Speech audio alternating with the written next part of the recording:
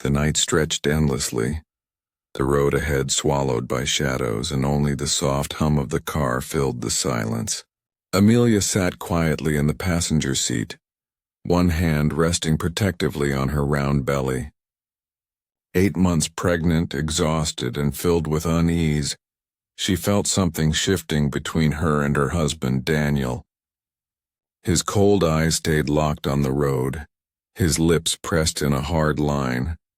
The warmth she once knew now replaced by a chilling distance. She tried to speak, to ask if everything was all right, but the words froze in her throat. "Can we stop for a minute?" she whispered finally, her voice trembling. Without a word, he pulled into a lonely gas station, the flickering lights casting long shadows across the pavement. "I'll be quick," she said softly, trying to meet his eyes, but he didn't look back. The silence felt heavier than ever. Inside the restroom, Amelia splashed water on her face, whispering to herself, "Just a few more weeks, then everything will be fine." But when she stepped outside, the world around her fell silent in the most terrifying way. The car was gone. Her heart dropped.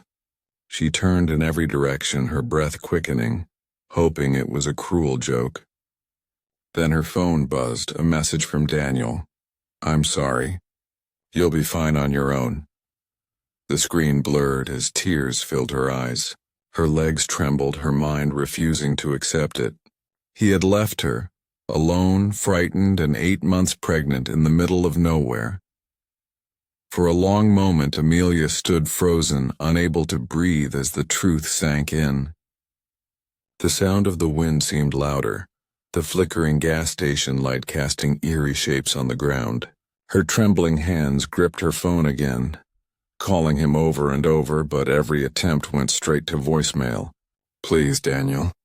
Please pick up," she whispered, her voice cracking. The night air grew colder, biting at her skin, but her fear burned hotter with each passing second. She tried to steady her shaking breath, forcing her mind to think. There had to be some reason, some mistake, something she could fix. Then her phone buzzed again, a photo message. Her heart stopped. It was Daniel, smiling, standing at a luxury resort's poolside, a woman beside him, champagne glasses raised. The same woman he had once called a friend. The image felt like a knife through her heart. Amelia's knees buckled as she dropped to the curb, her tears mixing with the dust beneath her. How could the man who once promised to protect her do this? The ache in her chest deepened with each heartbeat, but somewhere beneath the pain a small spark began to flicker, the will to survive. She looked up at the endless road, her hand on her belly. "You and I will make it," she whispered to her unborn child, her voice trembling but firm. She didn't know how yet, but she refused to give up. The night had turned colder, the kind that seeps into your bones and tests your strength. Amelia wrapped her arms around herself, trying to calm the storm raging inside. Her tears had dried, replaced by a hollow determination. She looked down the long stretch of highway, empty except for the faint glimmer of distant headlights. Gathering what courage she had left, she started walking, each step heavy with exhaustion and heartbreak. Every few minutes she whispered softly to her unborn baby, "It's okay. Mommy's here. We'll be fine." Her voice trembled, but it was the only thing keeping her steady. A passing truck slowed down and a kind older man leaned out, concern etched on his face. "Are you all right, miss?" he asked gently. For a moment pride held her back, but then reality struck. She had no other choice. She nodded weakly, explaining she'd been left behind. The man helped her into the warm cab, offering water and quiet reassurance. As they drove through the darkness, Amelia stared out the window, her reflection faint against the glass. The betrayal still burned, but so did a quiet strength rising within her. She wasn't just a woman who'd been left. She was a mother who would fight for her child no matter what it took. And as dawn painted the sky in pale gold, she silently promised herself that one day, Daniel would see what he had lost forever. Morning light crept through the truck's dusty window as Amelia blinked awake, her body aching from the long night.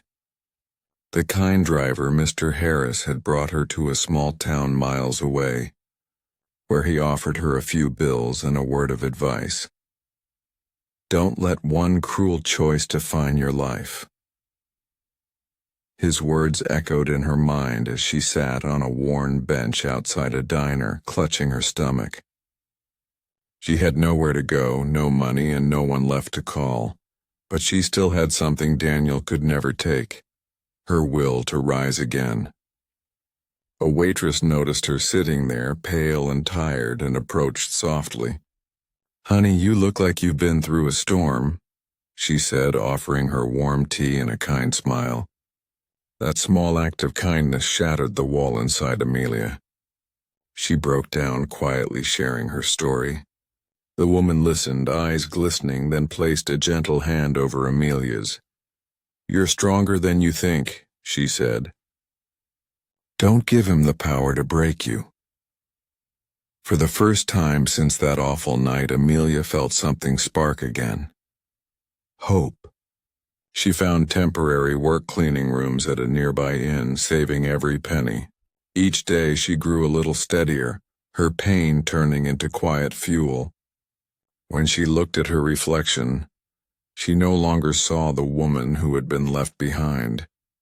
She saw someone rebuilding from nothing, guided by courage and preparing for the day her new life would begin. Days turned into weeks, and Amelia's strength grew with each sunrise. The small town had become her quiet shelter, a place where she learned to smile again even through the ache that still lingered in her heart. Every night as she folded clean sheets at the inn, she whispered to her unborn child, "We're almost there, my love. Just a little longer." Her co-workers admired her calm determination, unaware of the storm she had survived. Then one evening, as rain pattered softly against the windows, Amelia felt a sudden sharp pain in her stomach. Panic surged through her. The baby was coming too soon. The innkeeper rushed her to a small local clinic, where kind nurses surrounded her, guiding her through the longest night of her life. Hours later, the air was filled with the sound of a baby's first cry. Tears streamed down Amelia's face as she held her tiny daughter close, a wave of love washing over every scar left behind. "You're my miracle," she whispered. The nurse smiled, saying softly, "She's perfect. You did it all on your own." At that moment, Amelia realized she hadn't just survived abandonment. She had created life, hope, and a new beginning. As dawn's light filled the room, she kissed her daughter's forehead and whispered a promise. "We'll build our world together, no matter how hard it gets." The past no longer owned her. Her future had just begun. Weeks after the birth, life began to feel almost peaceful again. Amelia had rented a tiny apartment near the inn where she worked. The days were long, but the sight of her baby girl's smile made every struggle worth it. One evening, as she fed her daughter, she received a letter from a law firm bearing Daniel's name. Her heart skipped a beat. For a moment, fear tried to crawl back in, but she steadied herself and opened it. Inside was news she never expected. Daniel's company had collapsed after a string of bad investments. The lavish resort life he had chosen over his family had turned to dust. His so-called friends had disappeared, and he was facing bankruptcy. Amelia's hands trembled, not from anger, but from realization. Life had a way of balancing things out. She looked at her daughter and smiled faintly. "We don't need revenge," she whispered. "We already won." Months later, Amelia started her own small business, selling handmade baby clothes. Her story spread across town, inspiring others to keep going despite the pain. The woman who was once abandoned at a gas station had become a symbol of hope and resilience. Every step she took, every breath she drew proved one truth. Strength is not found in wealth or luxury, but in the courage to stand again after being broken. And when the sun rose each morning, she greeted it with gratitude, knowing she had turned heartbreak into purpose and loss into a life worth living.